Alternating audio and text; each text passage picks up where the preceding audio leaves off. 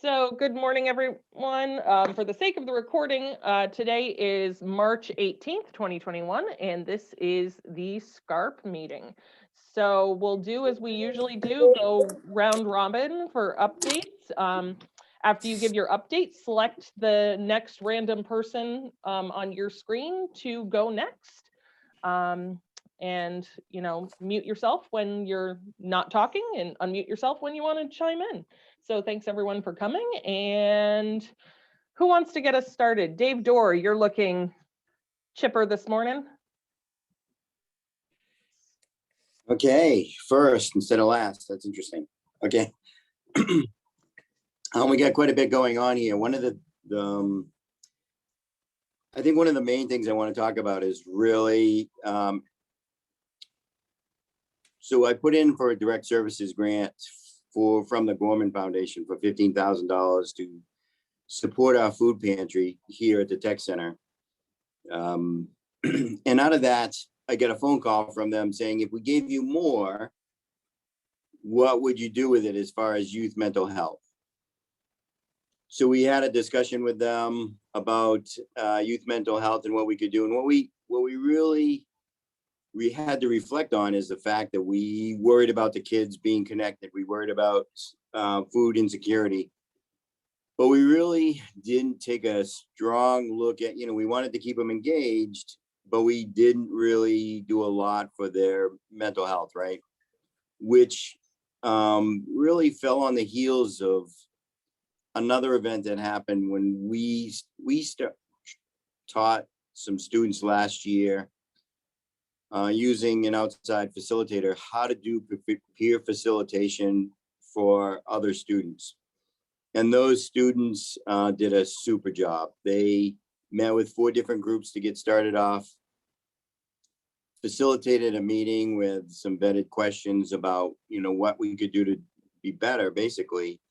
And then they presented their findings to the district leadership team. And one of the key findings was students need more mental health supports. So Renee Hovey went in and we were using some CARES Act money to get more services, mental health services for kids. And the Gorman Foundation gave us $25,000 to help offset some of that need. Well, I need ideas, right? So I'm not an idea person. I got the money, but now we're looking at how can we help these students with this money. And I would love to hear from you guys, maybe some ideas on how we can do that. And one of the things we've discovered is that when you say mental health, people go into this mode where they're trying to think of counselors and, and clinicians and things like that. But I think if we simplified the language and said, what needs do you have? Then students would have a better idea of how we can help them, So having said all that, I'm interested in hearing what you have to say. I would love to see some kind of mentoring program. And I know Skyla's all about that. So what does that look like? I mean, the best picture I can put in my head is something along the lines of the model of like Big Brothers, Big Sisters, something where you have a positive role model that gets assigned to a youth who's in need of a positive role model. Whether, I obviously work with youth that have kind of, gone around the bad behavior side of things. But that doesn't necessarily have to be for just kids that have crossed the legal line. You've obviously got kids in school that, come from, harder situations in life that could use a positive role model. So anything along those lines, because I think that gives somebody a connection. And I think that's just as important for mental health, as well as the need of having that role model. And if I can pop in and say something to piggyback on that, I've been doing statewide with AdCare Student Intervention and Reintegration Program. And I've been having conversations that frankly are heartbreaking with some of these kids. A lot of them are saying, I have no motivation right now to change my behaviors. because this is how I am coping. I don't see people. So if we can get them in a place together and have them doing some kind of positive activity of whatever that might look like. I mean, there's so many different models out there of some therapeutic supportive interventions. And I have ideas that are all over the place. So I would love to connect with you personally to talk more about it, just because I feel like I would take up the whole meeting. that would be great, Skylar. And I would invite Renee Hovey, who's our special ed director, to join us. That would be amazing. That'd be amazing. And tomorrow I'm actually providing a training for school staff for the drug impairment detection training also. Here? Yeah, through Zoom, but yes, the personal development day. So awesome. Maybe we'll get other people on board too. Thanks. Anybody else want to partner or have ideas? If they did kind of a group creative thing, like and published it like a creative writing or poetry or shorts or whatever of surviving the pandemic as a teen or some way to express how this is really affecting them. I think there's a model in Portland. I think it's I can't remember. Danielle has brought it up a few times. So thanks.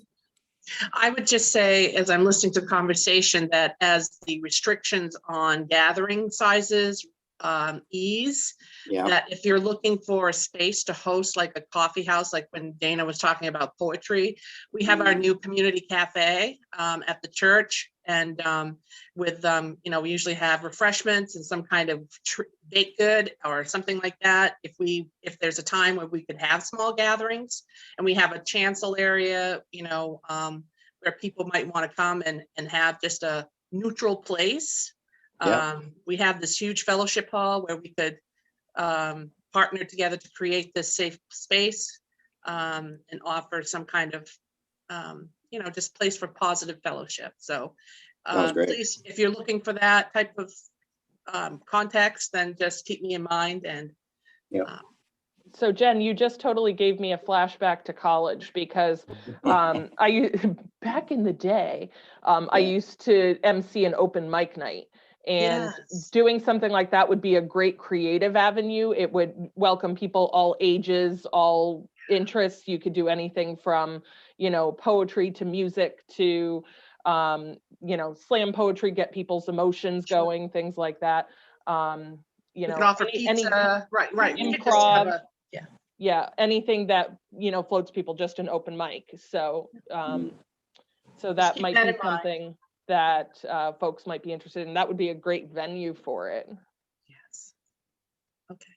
I would suggest maybe from what I've read, it's a good idea to get people involved volunteering and helping others, and that sometimes will help them take the focus off of their own things. The thing I think is key with volunteering is it needs to be something meaningful.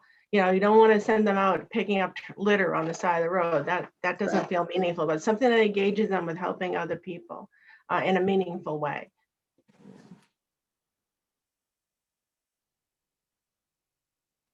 I'll also let you guys know that I did have a meeting with Chief Bucknam last week, and he's really looking into facilitating something like that.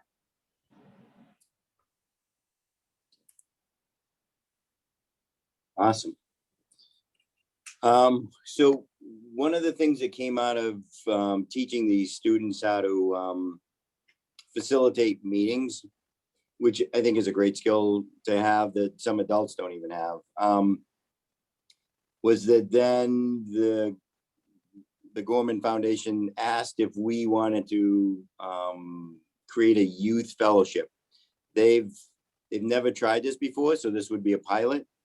And so this gives us an idea that this thing that we just started, which is doing well, right? Having students have voice, will then continue and become a culture because we will have support from a foundation, the Gorman Foundation. So Awesome. that's what's happening here. Thank you. We do have a donation page, by the way, on our website for if you want to donate to the food pantry. All right, do I have to pick somebody else, Julie? Great. Dana, why don't you go? Well, that woke me up, didn't it? Thanks, Dana Hamilton with KB Cap. I wanted to say, let's make sure, I know we all pretty much know each other, make sure we introduce who we are because we have a newbie at the table here. So, so KB Cap continues to process the rent relief applications on our website. And this time it includes help with utilities also. So you can direct folks to kvcap.org. And all that's under For the Home.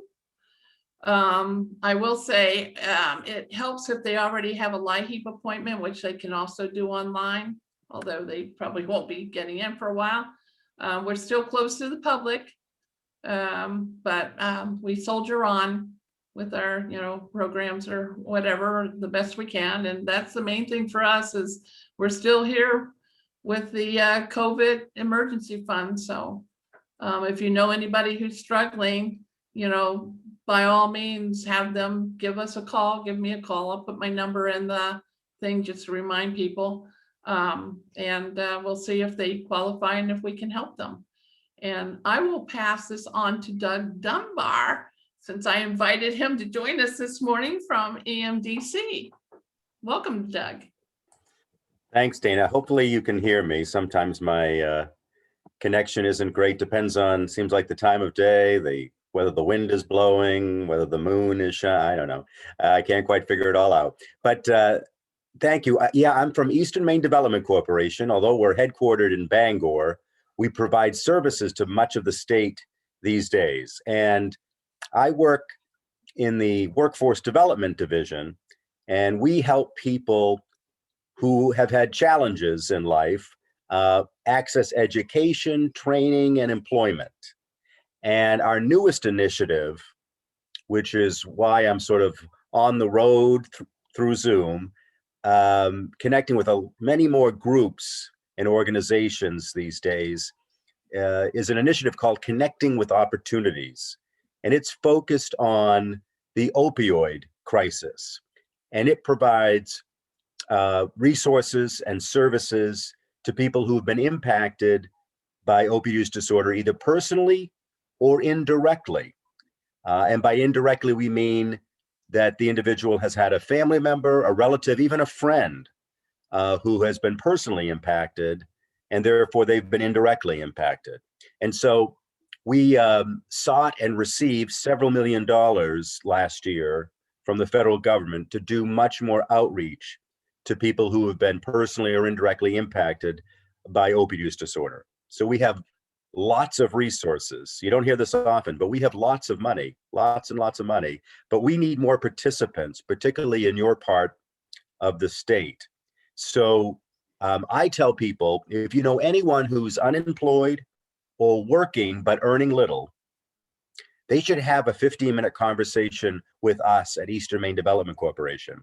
Because even if they're not eligible for Connecting with Opportunities, and it is for people who are unemployed, but even if they're not eligible for Connecting with Opportunities, we also administer a few other workforce development programs. So anyone you know, and don't think of this just as for clients, this could be for someone in your household or for your neighbor's child, anyone you know, unemployed or working but earning little, we would love to talk with them because we might be able to change their life through education, training, and employment. So I'll stop there. And I can tell already this is a group with a lot of great ideas. That was just amazing what you did about trying to help young people. So I'll stop there. As time goes on, maybe there'll be questions, and we would love to help the people you serve or people you know. Thank you. I'm going to hit you with a question right away. adults only, or would you serve like 16, 17? Yeah, we have a youth program. It's not part of Connecting with Opportunities. Connecting with Opportunities is for people 18 to 118, but we have a youth program, which is for people 16 to 24. And that program also has lots and lots of money. Because of demographics, not just in Maine, but nationwide, we have a hard time finding enough people 16 to 24. So if you know anyone in that age range who would like or needs some help, they should definitely contact us. And if they've been somehow impacted as well, we can enroll them in 2 programs. They've sort of hit the workforce development jackpot. So do you have a flyer or something you can send to Dana so she can throw it up on our Facebook page? yeah, absolutely. I have one for the Connecting with Opportunities, but I'll get one for other programs as well. Yeah, anyone 16 to 116, who needs some help, we'd like to talk with them. That's Thank awesome. you. Thanks for joining us today. Thank you. And if there's no other questions, if you'd like to pick the next person Okay, to yes, go. I just realized I should pick somebody else. I joined late, so I don't know who's gone next. The person on my screen is next to me is Deb, so I'll go with Deb. Hi, I'm Deb Casey. I'm at Somerset Public Health, downtown Skowhegan. Rarely these days, mostly from home, but I work in tobacco prevention. So working with helping work sites, landlords, different settings to develop smoke-free and tobacco-free policies that exceed the state minimum requirements.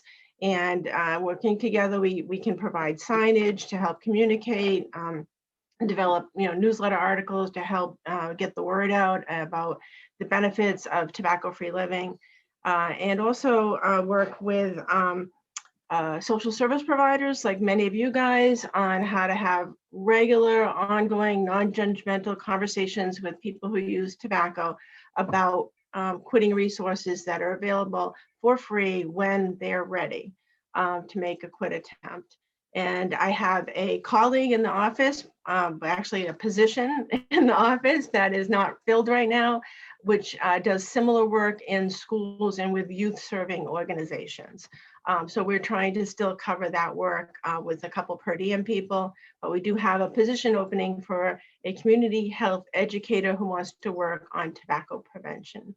And I see there are other people, at least one other person from Somerset Public Health, so I'll let them talk about their stuff.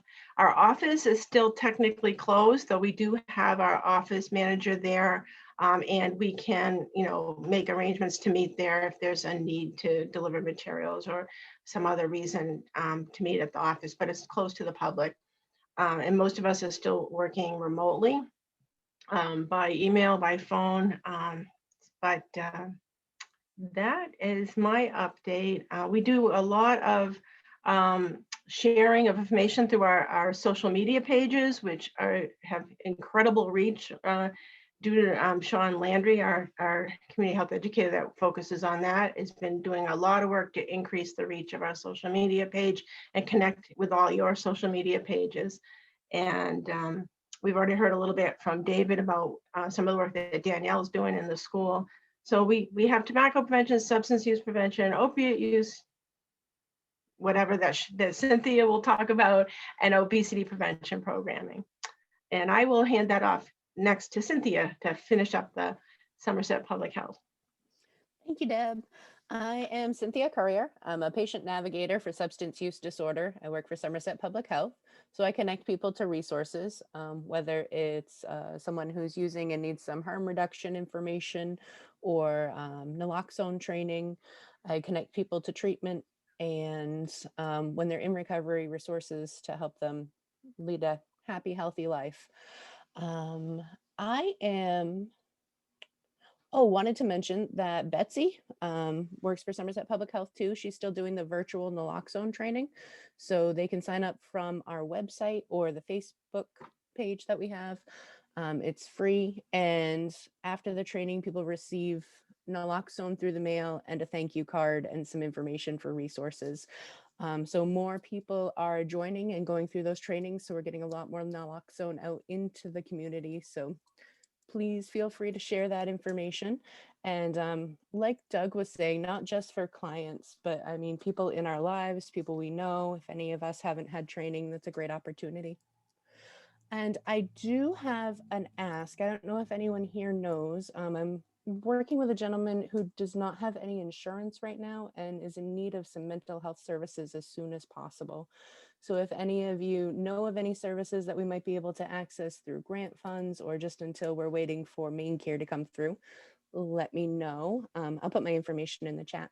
Thank you. Maybe crisis and counseling, I'm thinking. You can call the hotline and they can set up short-term services, I know. Perfect. But I know that they, like, sometimes they end up sending people a bill for their services, but if they call in, they can usually mitigate that bill if there's a reason for it. Sounds great. Thank you. I'll start Also, there. is main care retrospective 90 days? So if you got services now, they would pay back, main care would pay back 90 days. So he can receive services and they will retroactively pay for them once he qualifies for main care. Yeah, if he has a diagnosis, Catholic Charities can take him too. I think they have some money set aside for people who don't have insurance, but they do have to have a diagnosis. Thank you. That's a great start. If you'd like to send it off to the next person.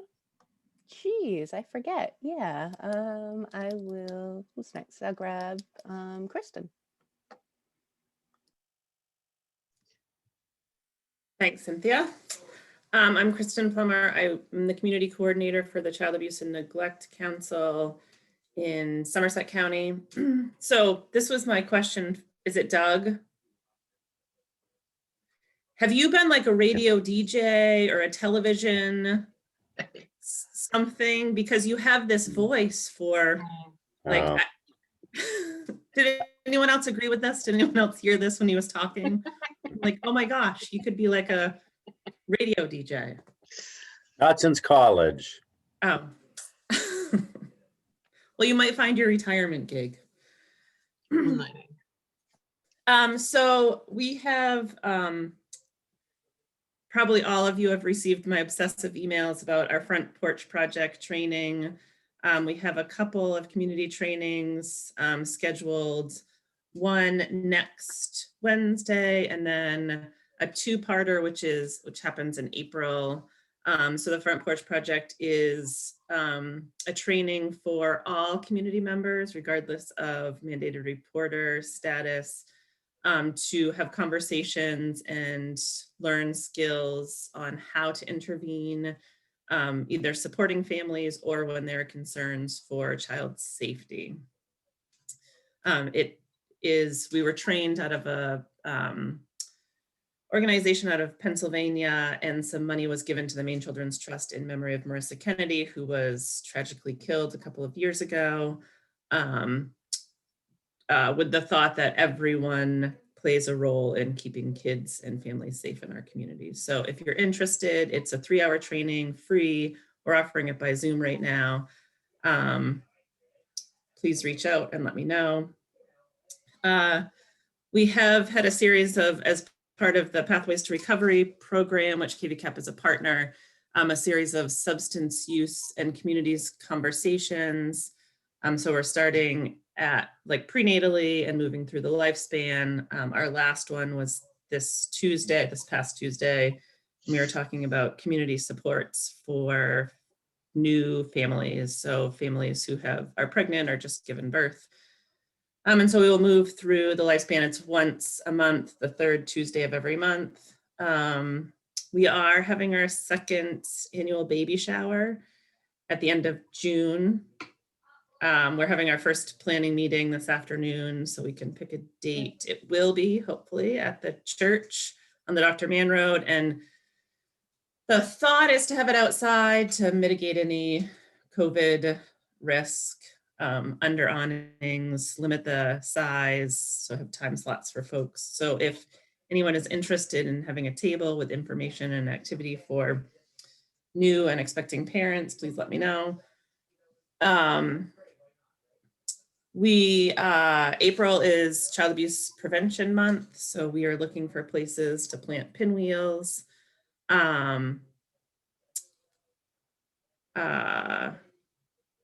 Wear Blue Day, so please contact me, and then just watch for activities that are going to be happening throughout the month. We have started a play group in collaboration with Maine Families on Wednesdays. It's virtual, super fun. Every week we have a different theme. Yesterday was St. Patrick's Day, and we had so much fun singing and reading books. I don't know if Jen was going to share this, but we are continuing to do meals at the church, to-go meals, so twice a month in Skowhegan, and then we are doing one in Pittsfield once a month, curbside. We still have diapers. We're getting them out to food pantries and families. And this is kind of exciting, and I don't know how much, but West Sunset Arts is doing some grab and go crafts that are starting in April. Super cute rocking bird craft. And so KVCAP will be the first agency to distribute those, and then they're looking for other opportunities in the community to help get them out to kiddos and families. That's all I can think of right now. Parenting classes, we still have support groups. Yeah. Oh, and we do have our new child abuse neglect numbers from 2020.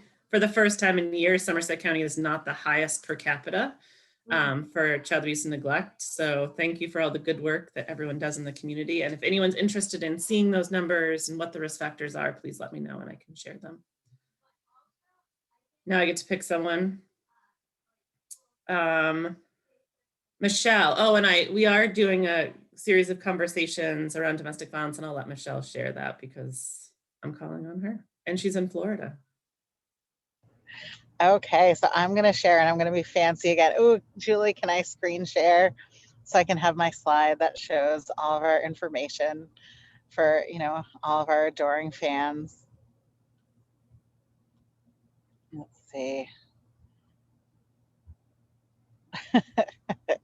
I'm making her work this morning. Should it be good? Oh, I'm the host now. Even more fancy. Okay, so this has all of our services.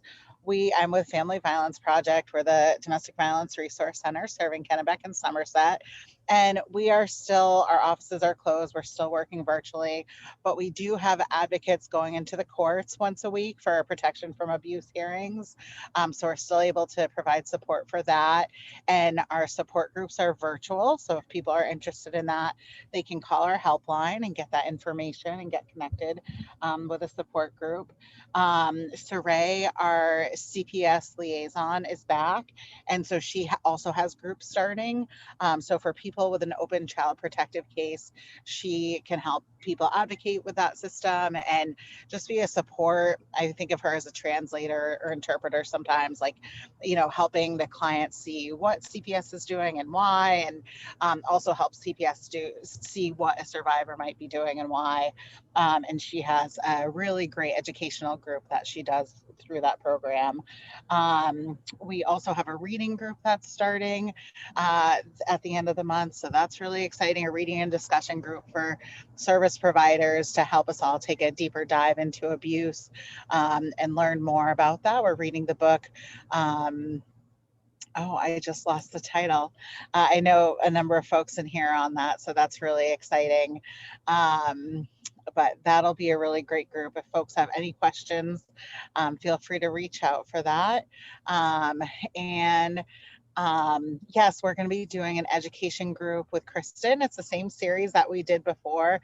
It was her, me, and Saray, the CPS liaison, talking about the effects of domestic abuse on children. So the first session is an introduction session just about abuse. And then we talk about protective factors and safety planning and the impacts that children are having at different ages. And also, the impacts, the intersection of substance use and mental health on domestic violence. So it's really, this one is geared more towards the public. We're going to be doing it in the evenings. So stay tuned for information on that. We'll be advertising on Facebook. So make sure to follow us there, as well as KVCAP. We all try to put out some good information for folks, for the community. And it'll be really, just focused around how kids are affected and how to support them. And knowing that supporting a parent who is being affected by abuse is supporting that child too. So we will post about that soon. Thank you so much. And I will pass it on to Skyla. Have you gone yet? Good morning, everybody. Skyla Littlefield at Kennebec Behavioral Health, Substance Use Prevention Specialist.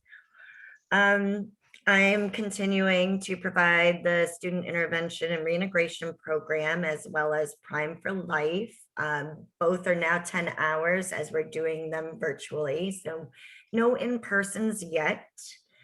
Rob's not here today, but he'd have some agency updates to include our opioid health home is going very well. We are starting an IOP, starting small first. Tomorrow, I have a training for drug impairment detection training for educators, which I spoke about earlier. So a lot of things are going on and behind the scenes too. So I'll have more information to come. We also did obtain some extra funding with our STIMSOR grant, which we have chosen to base more of that upon stimulant use disorders, methamphetamine, cocaine, and we're allowed to do secondary prevention rather than primary prevention. So we do not have our strategies yet, but I would love to hear from the group what needs there may be across the board, keeping in mind that we have the HRSA and our core grants around right now too. So we have a lot of naloxone trainings that occur and things around the opiate use. So we're kind of, since there's so much information, we're trying to go more toward the stimulant use category. And Rita.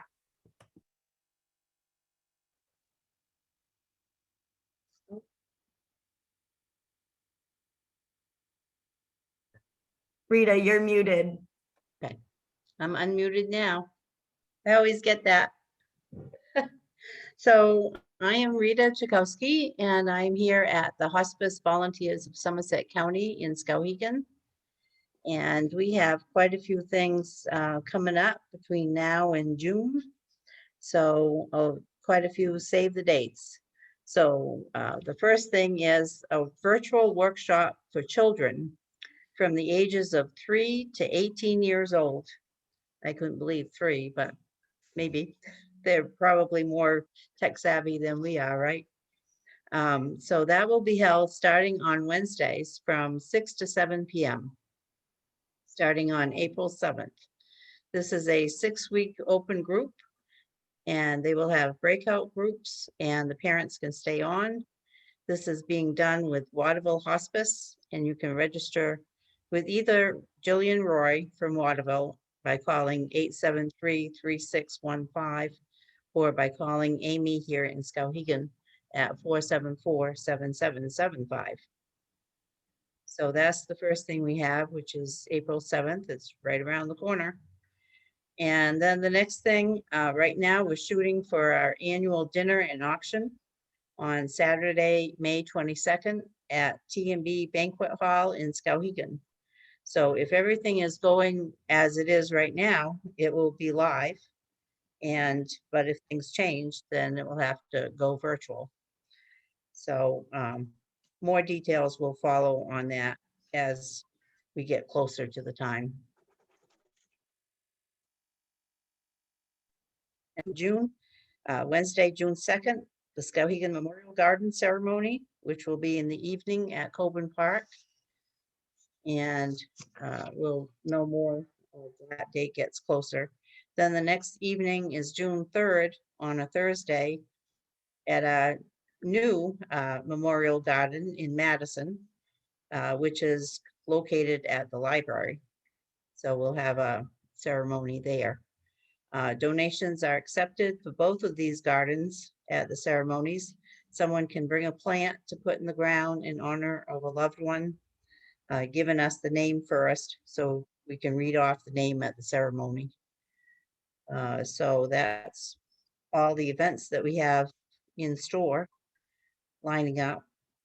We continue to maintain an active list of medical equipment to share, both to give and receive for the community. And you can find out what we have or what you need by just calling us. Or even if you want to donate, you can just call us and bring it right over. We're open and doing business. So lastly, Amy continues to provide grief counseling at the office on a one-to-one basis. And that's all the update I have for this month. Thank you. Thanks, Rita. Hey, Skyla, do you want to say what you just threw in the chat so that it goes on the recording? Absolutely. Thank you, Julie. I forgot to mention our craft group. It's an open group for those that are affected by other people's substance use. And what it does is to help to provide that person with some self-care, some emotional support, but also to potentially motivate their loved one to seek treatment. Or if the loved one chooses not to seek treatment, you know, to be okay with that. Thank you. Hey, You're Rita, do you welcome. want to pick the next person? Could I possibly go next? I have a 10 o'clock. I have 3 more Zoom meetings today. And the next one starts at 10. So I was wondering if I could. Go for it. Thank you. Thank you. So I'm Pastor Jen Reed, community pastor at Centenary United Methodist Church at 103 Dr. Mann Road in Skowhegan. We have our clothing closet. For those that may not know about that ministry, it's open every Wednesday, 9 to noon and 5 to 7. There's been some confusion. We've had some very low numbers, and I think it's where we had closed for a little while when the daily numbers are up to 700. We just shut down, and I think some people think we're still closed, but we are open and we have plenty of clothing. So, again, that's 9 to noon and 5 to 7 on Wednesdays.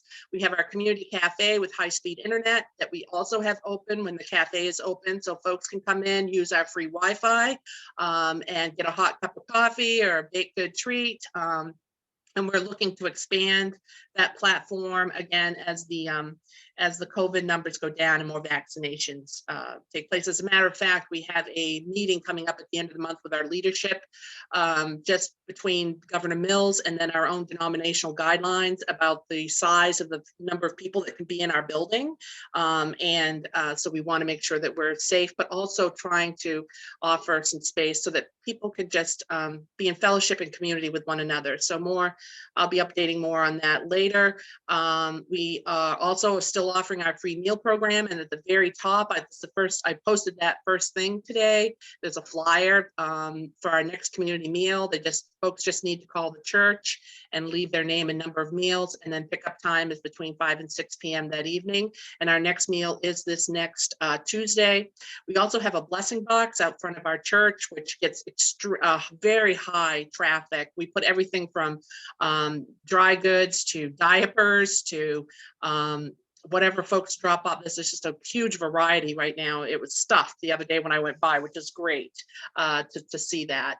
And finally, I'll just share a little bit. There's some energy around us, possibly opening a small thrift shop in the back of the church up over the clothes closet for only items such as housewares.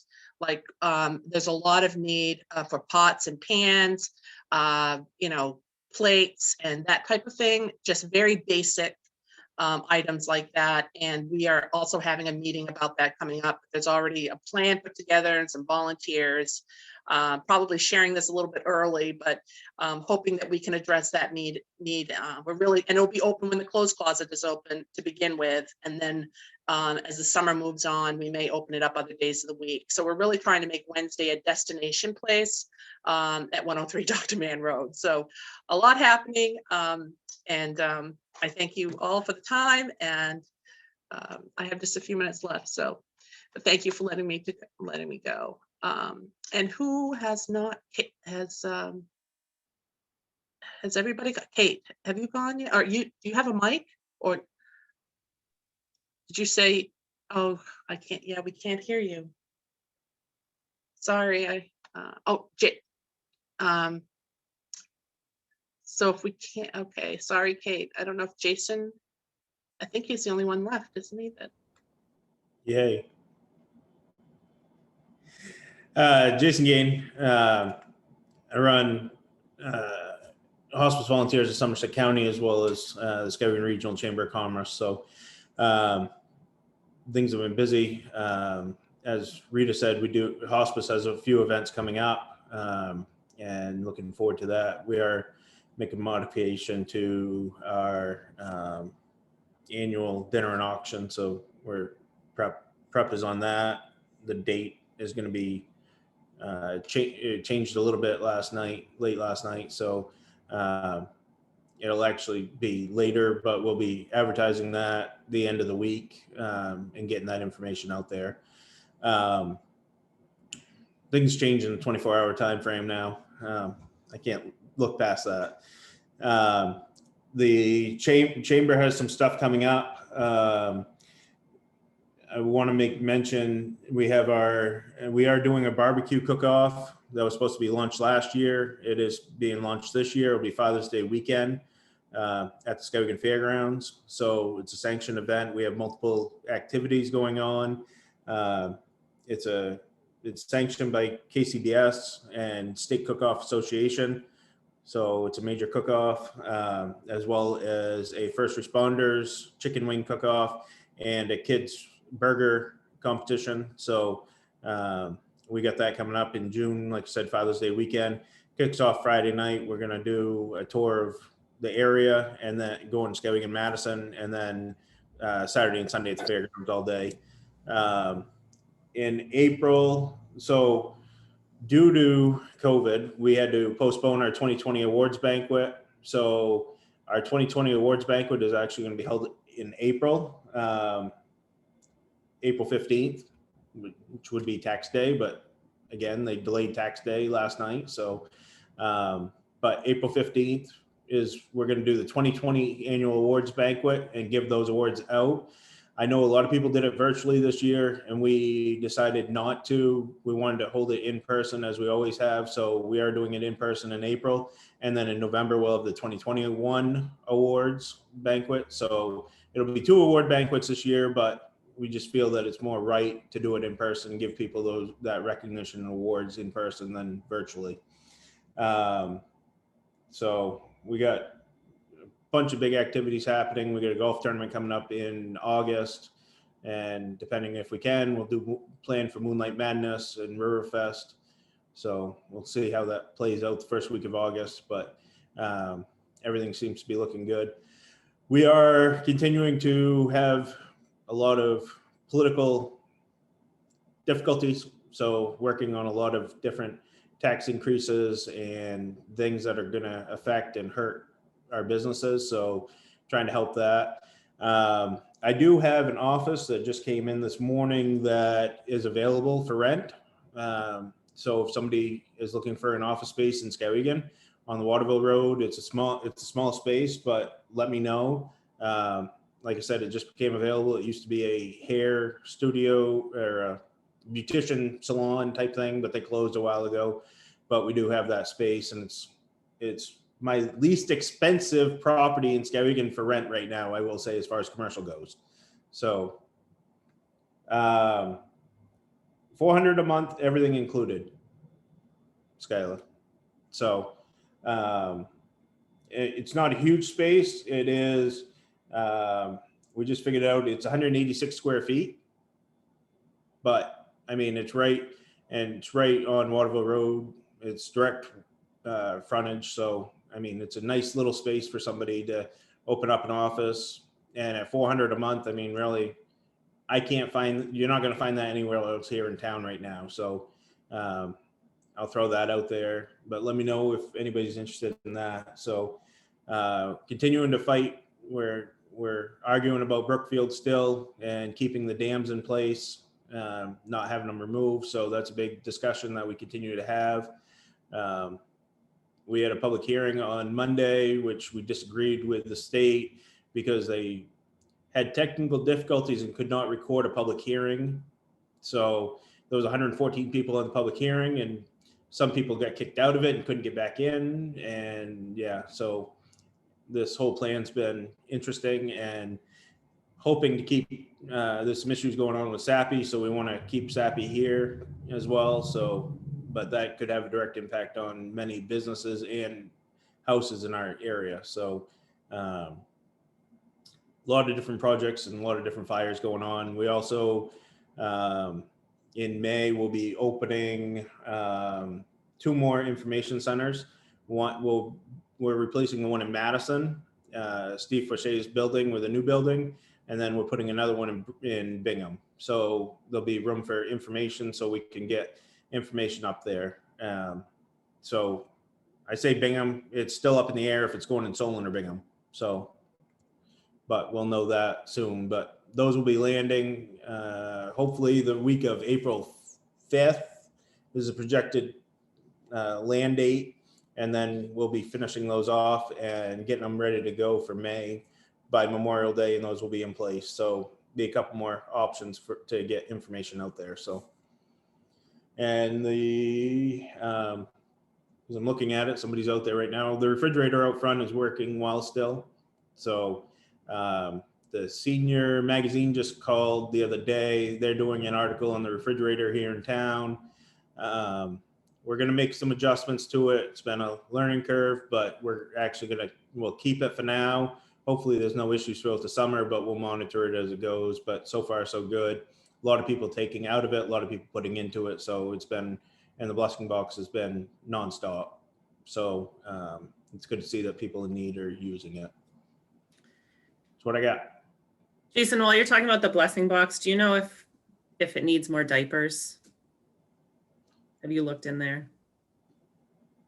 I don't know. My stuff? Okay, I'll just swing by and drop them. Thank you. I can walk outside and look, but it's okay. I don't know off the top of my head. I didn't see any in there this morning. You don't take inventory and. No, I will say. Thank you. The refrigerator and blessing box have been very well taken care of by Maureen Davis and Patsy Miller. They're the 2 that did the refrigerator idea. They're here every day, and they clean it up. They check dates. They do all the work for it. They spend a lot of their own money to stock it and whatnot. So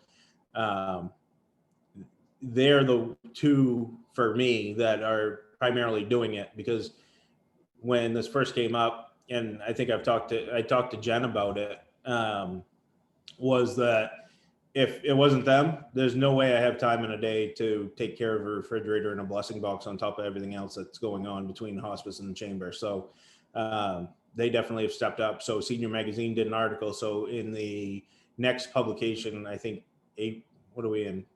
April. In April, that magazine will be coming out, and they'll be having an article on that, on Patsy and Maureen for being retired and doing that project. So, and there's other communities that are now coming up here to figure out how to do one. So it's reaching a statewide aspect now. That's so awesome. Jason, are they looking for more volunteers to be maintaining the fridge, or do they have it?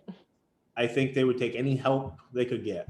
Okay, because like I don't generally, I drop off eggs there sometimes, and like I don't generally think to like go through it and check dates, but like while I'm dropping off eggs, I could take a moment to do that if that's appropriate. I've just never thought to do that. Yeah, I mean, definitely, because if it is like a, say you have your stew left over or a chop suey, people are putting that in a container, putting their name on it and putting the date on it and packaging it up and putting it in the fridge as well. So, but depending on what the date is, if it's a few days, then we're going to throw it away. We don't want anybody getting sick. Yeah. And I noticed one time, like somebody had a package of raw chicken in the fridge. Is there like any rule that like meat should be going right into the freezer, or are we keeping stuff in the fridge? It should, if it's something like that, it should go right into the freezer. Okay. Yeah, I'll make a point to do that when I drop stuff off. Yeah, that'd be awesome. So, and what we've also done, and now that it's getting warmer again, we won't have to, but we had been taking all the canned goods that people brought in, and we're putting in the blessing box, and we put them in the refrigerator because they were exploding in the blessing box. But by putting them in the fridge, we could keep them. So we've been trying to offset during the cold time, but now that it's warming up, we can put it back. So it's been a balancing act. That was a good idea. I saw that they had done that and it made a lot of sense.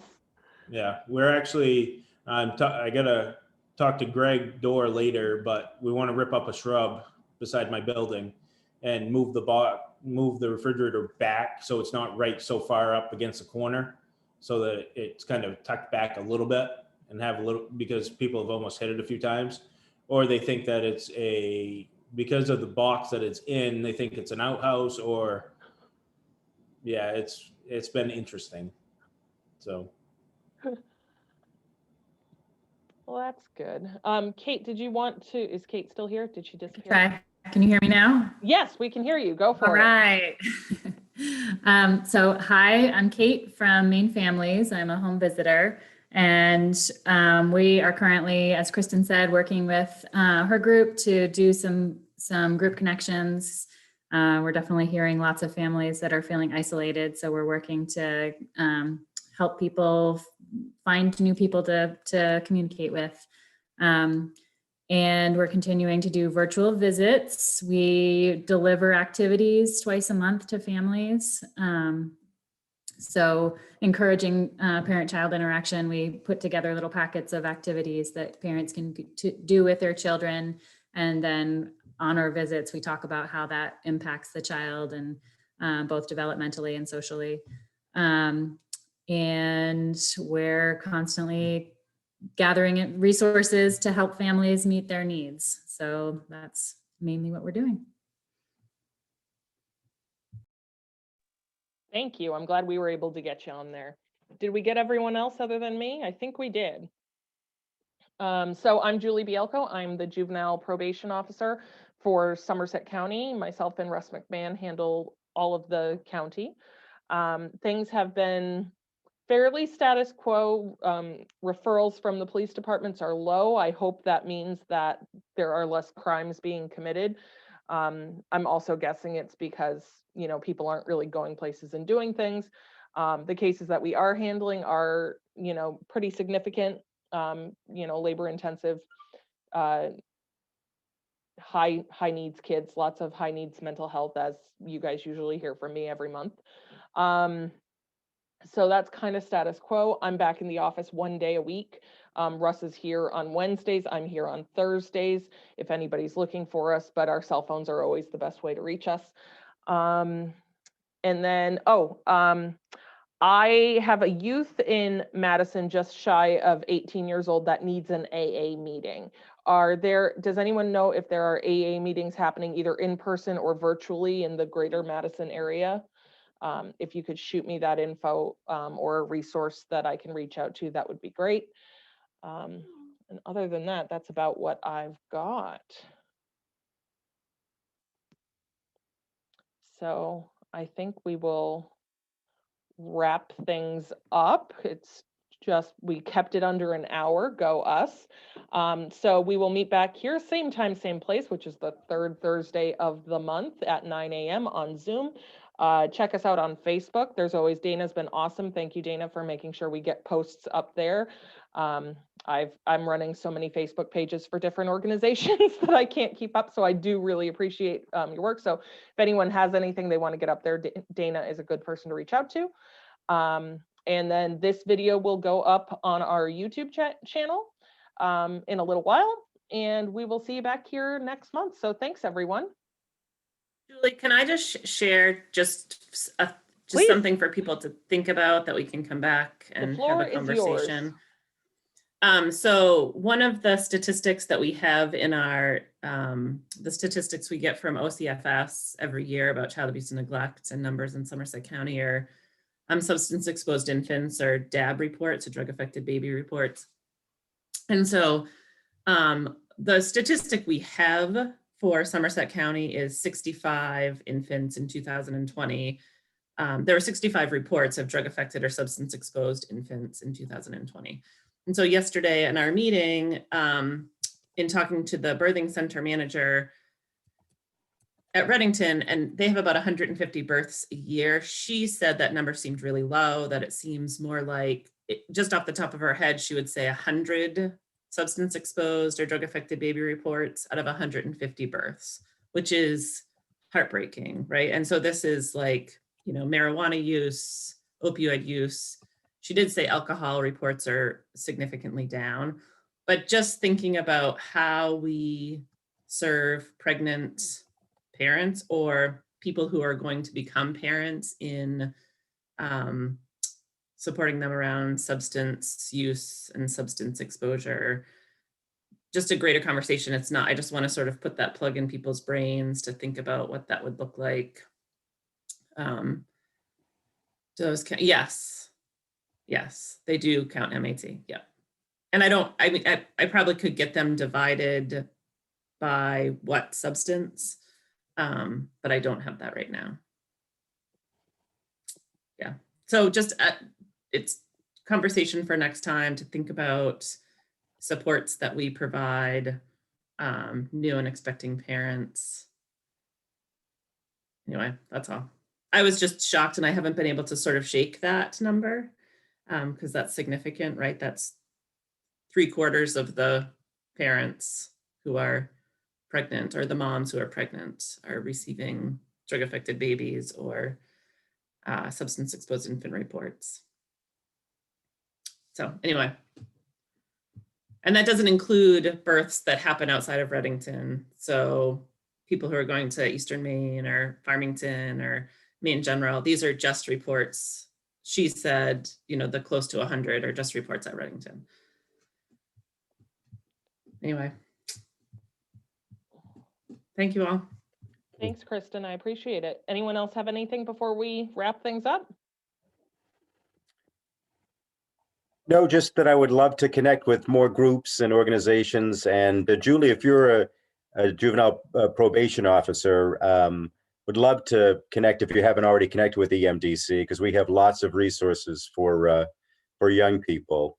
So just hope to connect with more of you individually and with other groups and organizations, or just your coworkers. I spend much of my days Zooming into staff meetings and things like that to give just a brief, 15-minute presentation. So I would love to connect with more of you.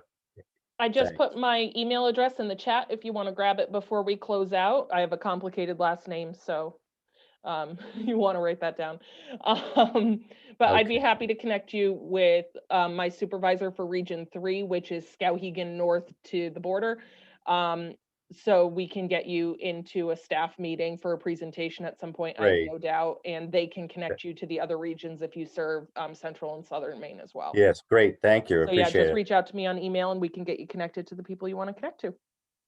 Thanks. I haven't seen your address yet, but it'll pop up. Oh, I'm sorry. I sent, hang on. I'm dropping the ball. Let's see, I sent it to one person, not you. No, I understand. Yeah. We're all becoming Zoom experts, and great. Thank you very much. Yep. And if you lose that, you can Google me. Sure. Very good. Thank you right. all. Thanks, guys. Have a great day. Thank you. Bye, all.